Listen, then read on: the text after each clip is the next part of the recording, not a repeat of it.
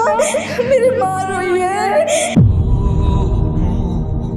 पता नहीं अल्लाह मुझसे राजी है या फिर नहीं।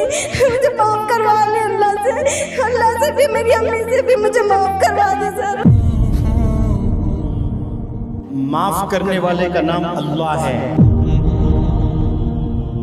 और माफ करने वाले का नाम माँ भी है। हेलो पापा, पापा मुझे खुश है ना?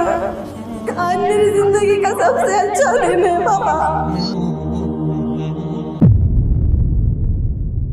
My dad is my hero, my mother is my hero.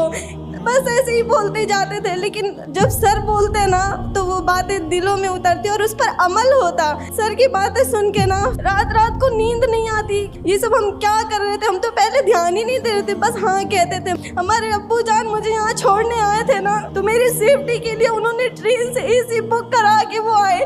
लेकिन जब वो इधर से गए ना, उनके पास टाइम नहीं था कि 24 घंटे पहले वो बुक करवा सके, तो वो टॉयलेट के साइड ट्रेन में बैठ के गए।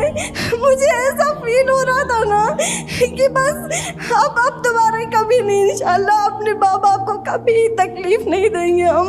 मेरी वजह से ना मेरी माँ रोई है, वो मेरे लिए ना बच्चों की तरह रोई थी सर। मैं भूल नहीं रही वो सिचुएशन। मुझे मेरी माँ माफ कर दे बस। पता नहीं अल्लाह मुझसे राजी है या फिर नहीं। मुझे माफ करवा ले अल्लाह से भी, मेरी अम्मी से भी मुझे माफ करवा दे सर। दो चीजें आपसे मैं बताऊंगा, सुने। माफ करने वाले का नाम अल्लाह है और माफ करने वाले का नाम माँ भी है।